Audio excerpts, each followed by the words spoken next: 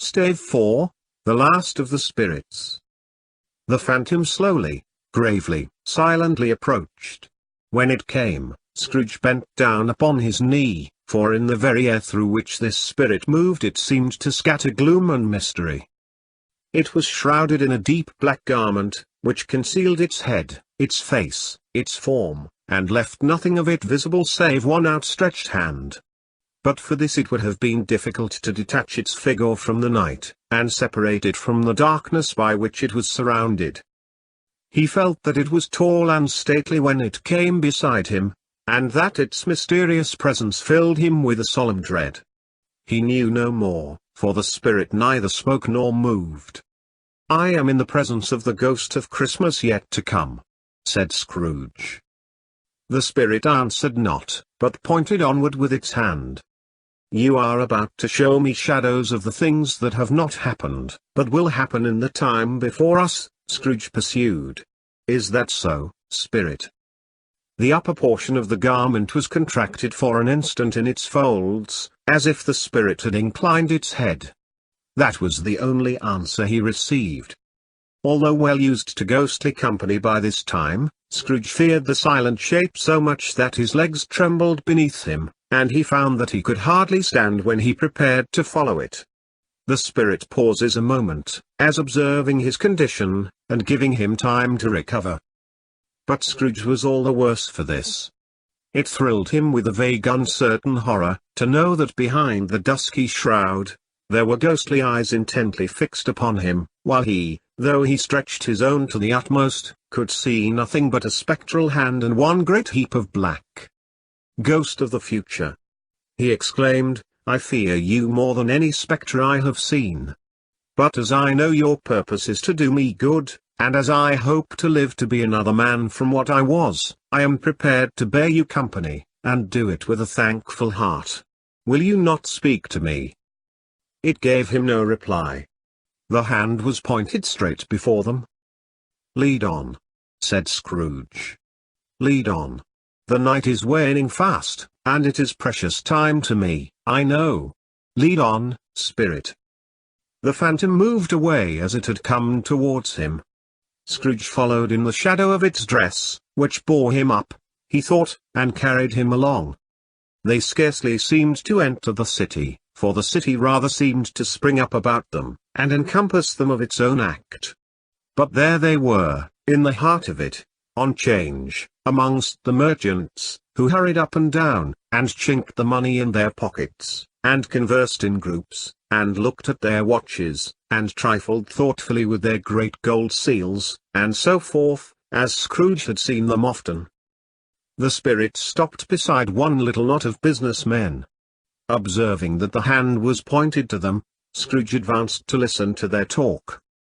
"No," said a great fat man with a monstrous chin, "I don't know much about it, either way. I only know he's dead." "When did he die?" inquired another. "Last night, I believe." "Why, what was the matter with him?" asked a third, taking a vast quantity of snuff out of a very large snuff-box. "I thought he'd never die." "God knows," said the first, with a yawn. "What has he done with his money?" asked a red-faced gentleman with a pendulous excrescence on the end of his nose, that shook like the gills of a turkey-cock. "I haven't heard," said the man with the large chin, yawning again. "Left it to his company, perhaps. He hasn't left it to me. That's all I know."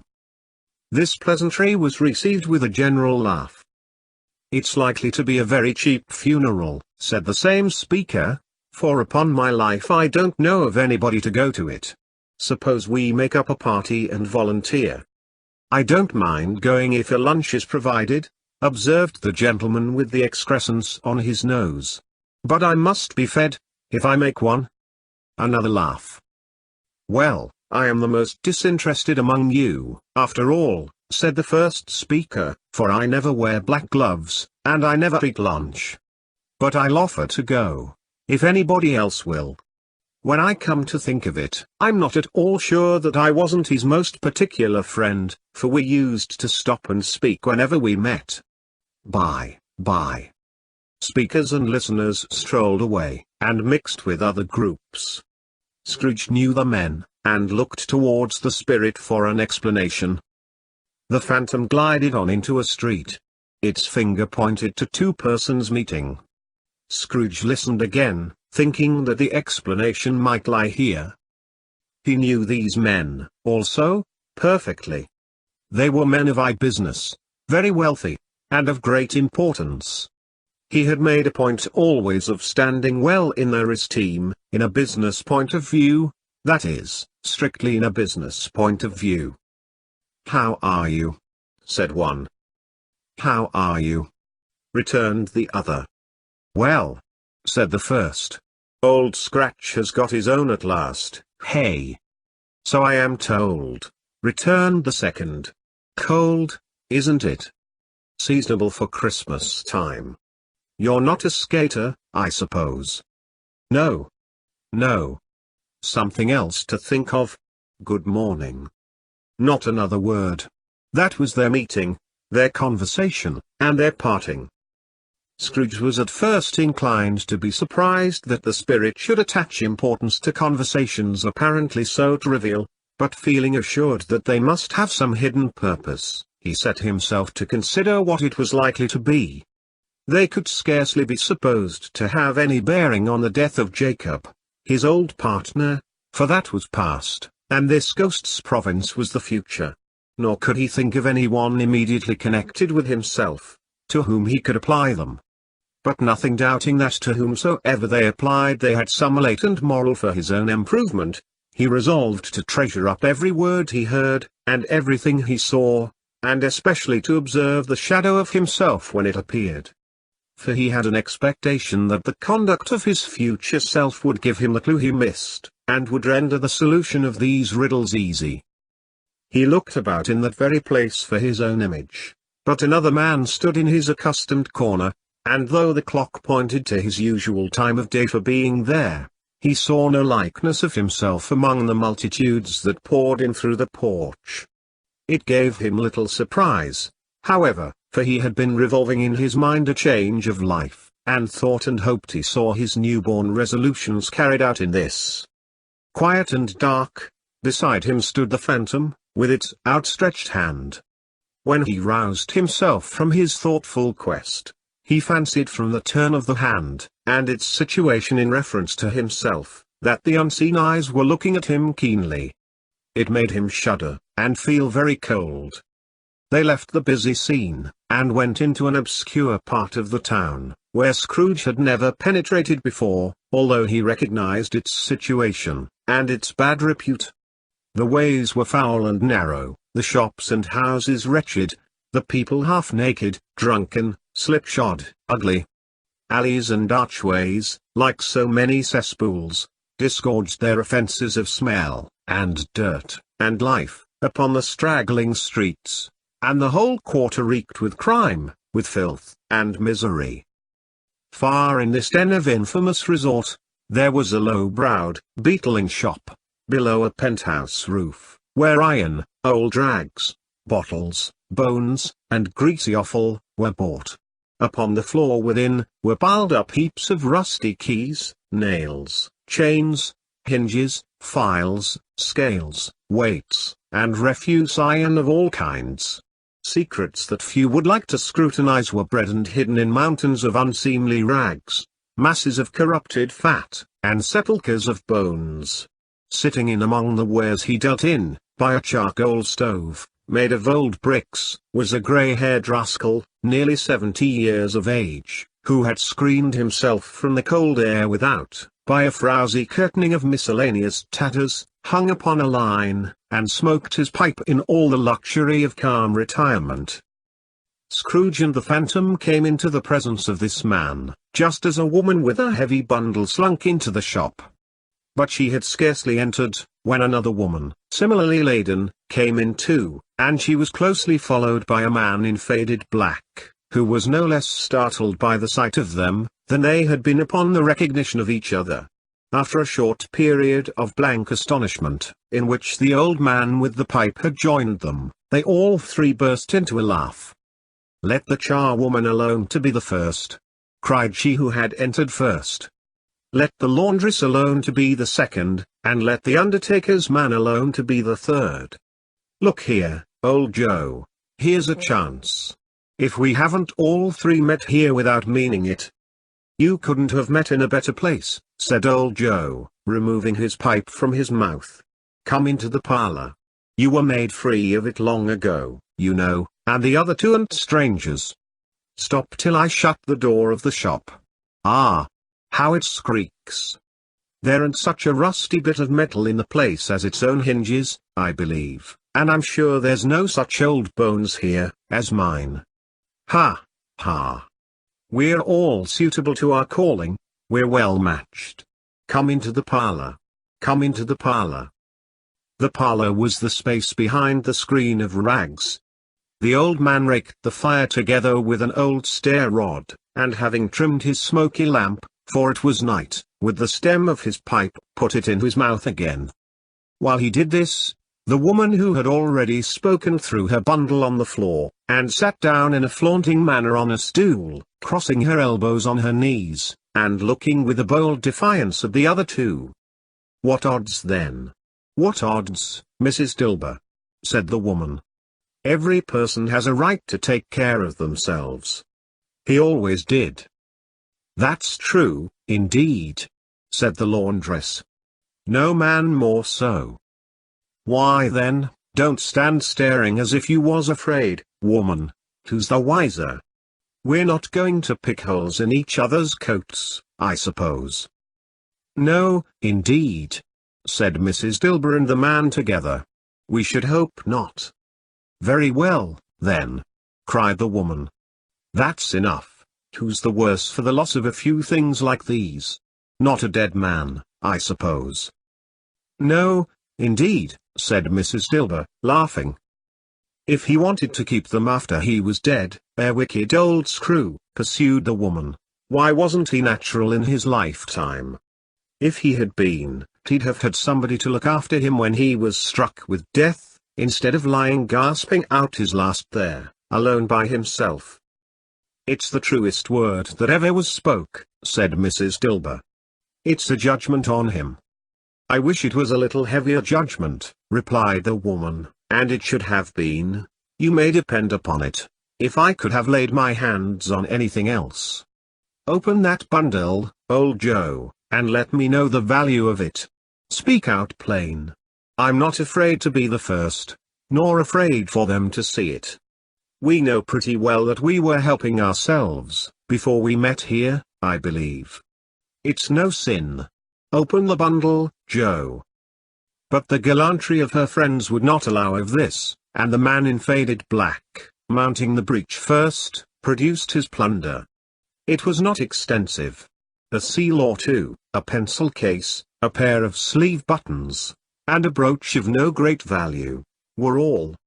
They were severally examined and appraised by old Joe, who chalked the sums he was disposed to give for each, upon the wall, and added them up into a total when he found there was nothing more to come. That's your account, said Joe, and I wouldn't give another sixpence, if I was to be boiled for not doing it. Who's next? Mrs. Dilber was next. Sheets and towels, a little wearing apparel, 2 old-fashioned silver teaspoons, a pair of sugar tongs, and a few boots. Her account was stated on the wall in the same manner. I always give too much to ladies. It's a weakness of mine, and that's the way I ruin myself, said old Joe. That's your account. If you asked me for another penny, and made it an open question, I'd repent of being so liberal and knock off half a crown. And now undo my bundle, Joe, said the first woman. Joe went down on his knees for the greater convenience of opening it, and having unfastened a great many knots, dragged out a large and heavy roll of some dark stuff. What do you call this? Said Joe. Bed curtains. Ah! Returned the woman, laughing and leaning forward on her crossed arms. Bed curtains. You don't mean to say you took them down, rings and all, with him lying there? Said Joe. Yes I do, replied the woman. Why not? "You were born to make your fortune," said Joe, "and you'll certainly do it." "I certainly shan't hold my hand, when I can get anything in it by reaching it out, for the sake of such a man as he was, I promise you, Joe," returned the woman coolly. "Don't drop that oil upon the blankets, now." "His blankets?" asked Joe. "Whose else's do you think?" replied the woman. "He isn't likely to take cold without them, I dare say. I hope he didn't die of anything catching." "Eh?" said old Joe, stopping in his work, and looking up.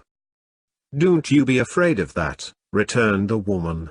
"I ain't so fond of his company that I'd loiter about him for such things, if he did. Ah! You may look through that shirt till your eyes ache, but you won't find a hole in it, nor a threadbare place. It's the best he had, and a fine one too. They'd have wasted it, if it hadn't been for me." "What do you call wasting of it?" asked old Joe.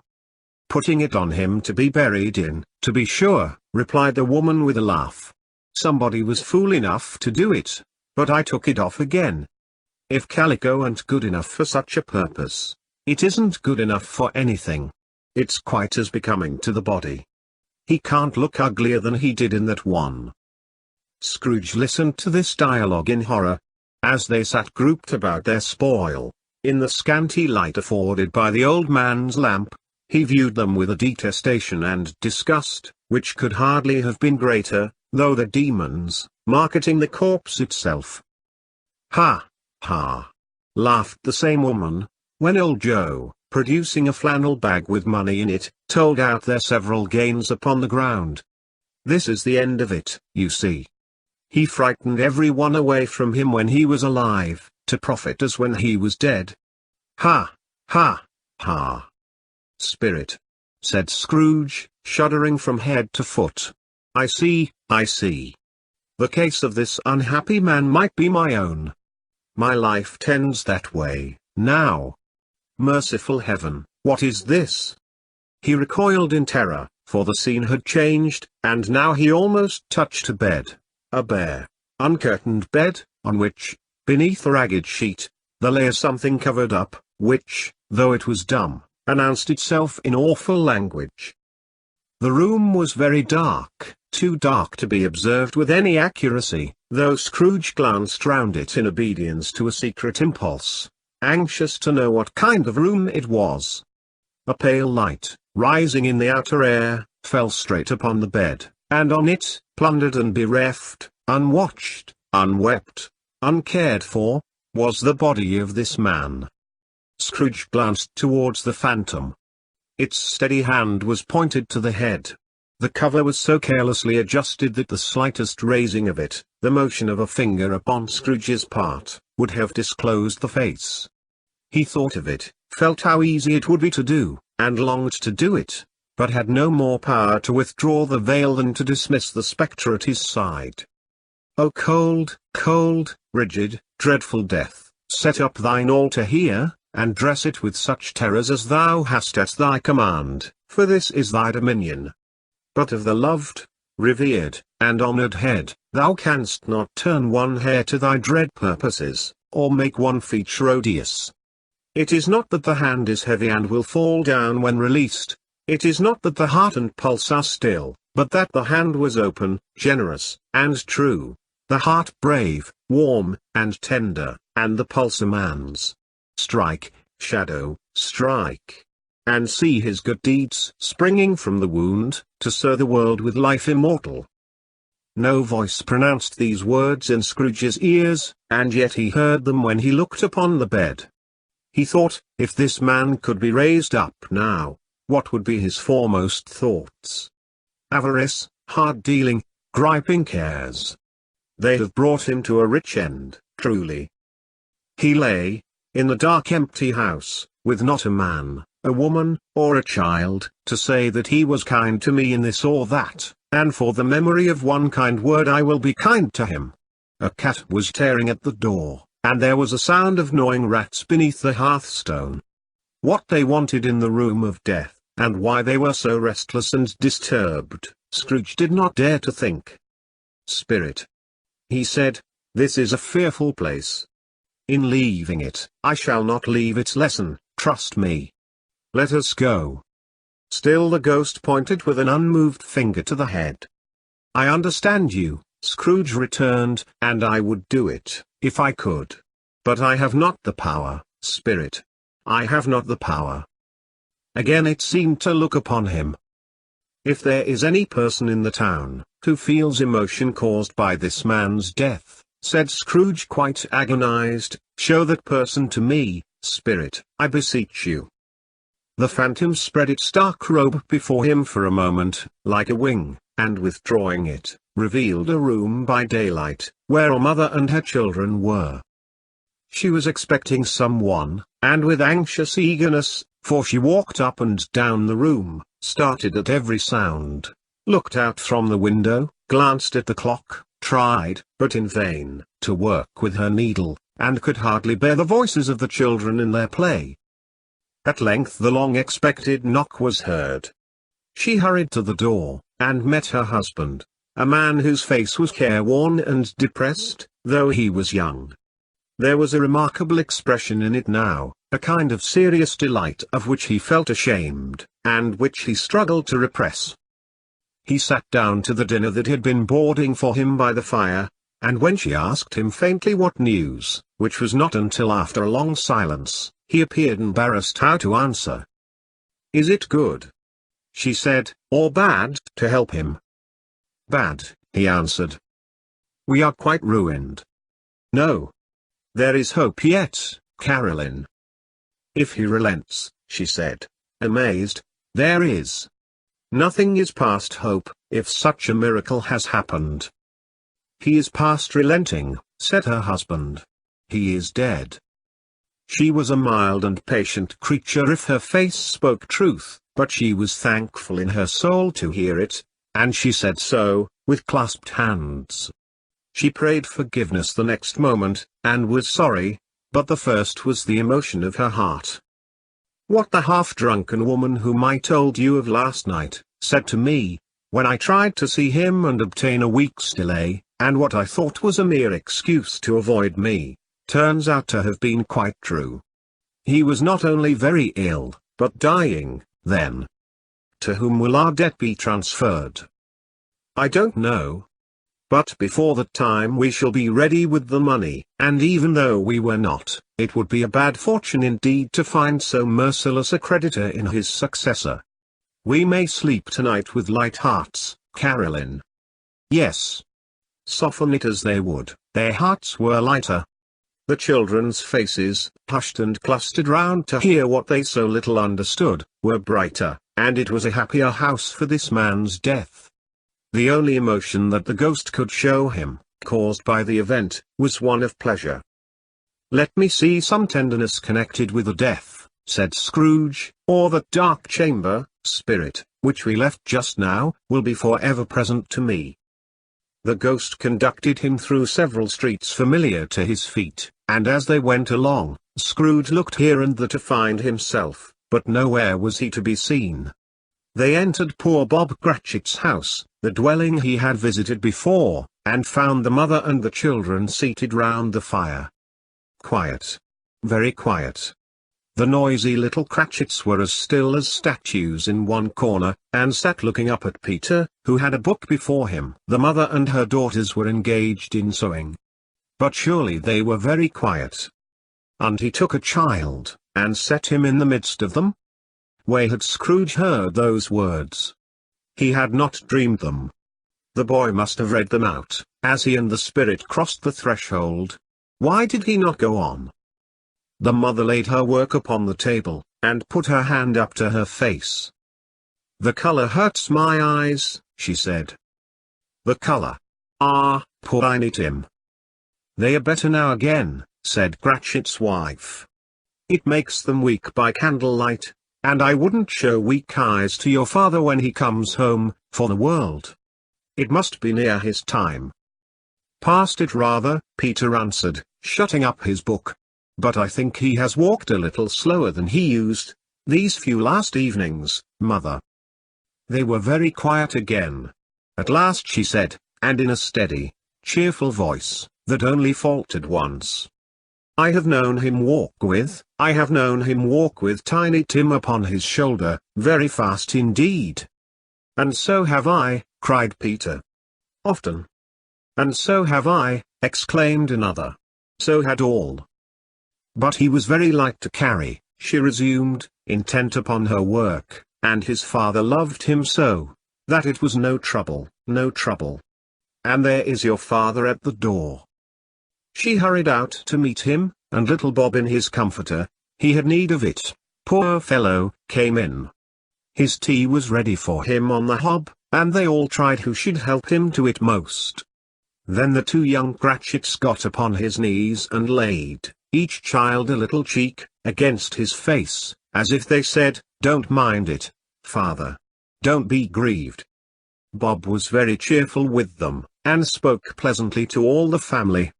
He looked at the work upon the table, and praised the industry and speed of Mrs. Cratchit and the girls. They would be done long before Sunday, he said. Sunday. You went today, then, Robert? Said his wife. Yes, my dear, returned Bob. I wish you could have gone. It would have done you good to see how green a place it is. But you'll see it often. I promised him that I would walk there on a Sunday. My little child, cried Bob. My little child. He broke down all at once. He couldn't help it. If he could have helped it, he and his child would have been farther apart perhaps than they were. He left the room, and went upstairs into the room above, which was lighted cheerfully, and hung with Christmas. There was a chair set close beside the child, and there were signs of someone having been there, lately. Poor Bob sat down in it, and when he had thought a little and composed himself, he kissed the little face. He was reconciled to what had happened, and went down again quite happy. They drew about the fire, and talked, the girls and mother working still. Bob told them of the extraordinary kindness of Mr. Scrooge's nephew, whom he had scarcely seen but once, and who, meeting him in the street that day, and seeing that he looked a little, just a little down you know, said Bob, inquired what had happened to distress him. On which, said Bob, for he is the pleasantest spoken gentleman you ever heard, I told him. I am heartily sorry for it, Mr. Cratchit, he said, and heartily sorry for your good wife. By the by, how he ever knew that, I don't know. Knew what, my dear? Why, that you were a good wife, replied Bob. Everybody knows that, said Peter.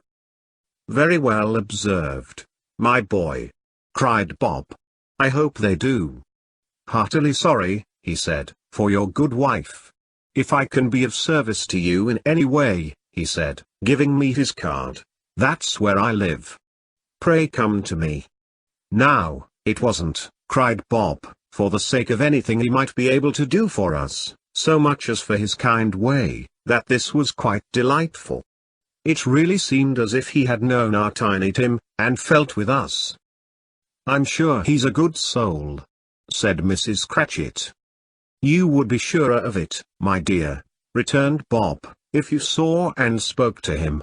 I shouldn't be at all surprised, mark what I say, if he got Peter a better situation.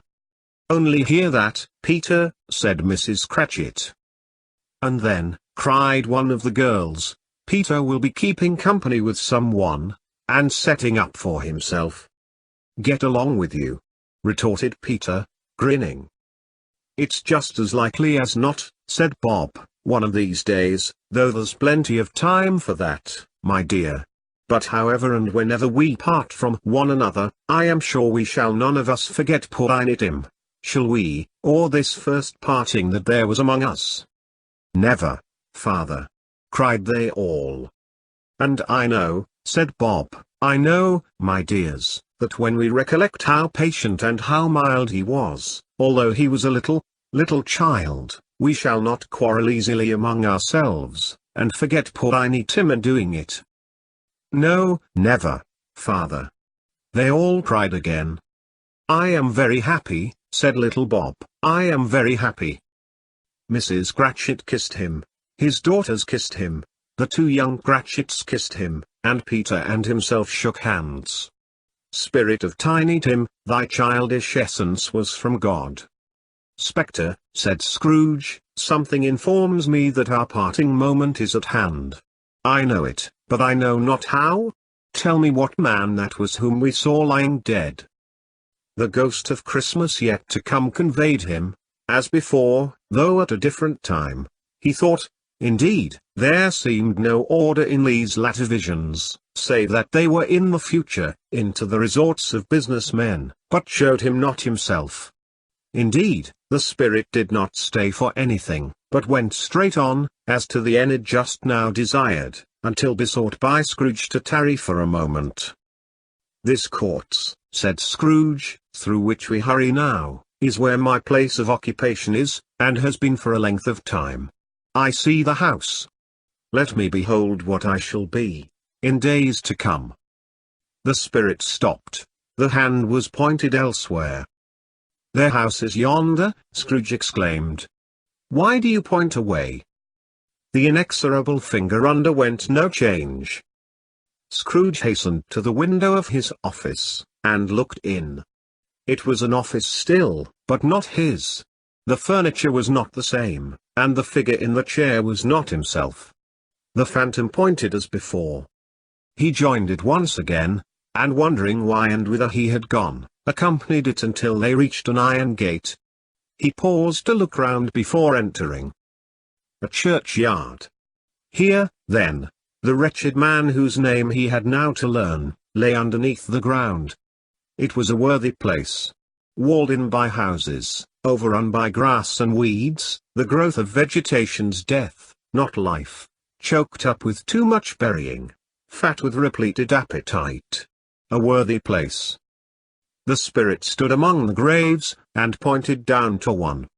He advanced towards it trembling. The phantom was exactly as it had been, but he dreaded that he saw new meaning in its solemn shape. Before I draw nearer to that stone to which you point, said Scrooge, answer me one question.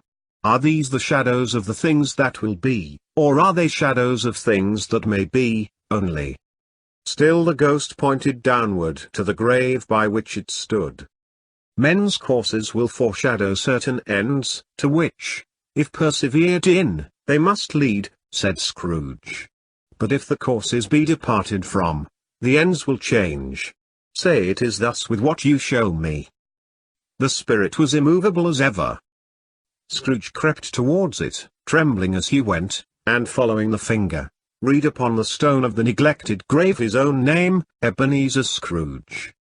Am I that man who lay upon the bed? He cried, upon his knees. The finger pointed from the grave to him, and back again. No, spirit. Oh no, no. The finger still was there. Spirit. He cried, tight clutching at its robe, hear me. I am not the man I was. I will not be the man I must have been but for this intercourse. Why show me this, if I am past all hope? For the first time the hand appeared to shake. Good spirit, he pursued, as down upon the ground he fell before it, your nature intercedes for me, and pities me. Assure me that I yet may change these shadows you have shown me, by an altered life. The kind hand trembled. I will honor Christmas in my heart, and try to keep it all the year.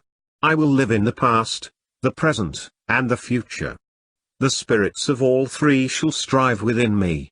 I will not shut out the lessons that they teach. Oh, tell me I may sponge away the writing on this stone. In his agony, he caught the spectral hand. It sought to free itself, but he was strong in his entreaty, and detained it. The spirit, stronger yet, repulsed him. Holding up his hands in a last prayer to have his fate reversed, he saw an alteration in the phantom's hood and dress. It shrunk, collapsed, and dwindled down into a bedpost.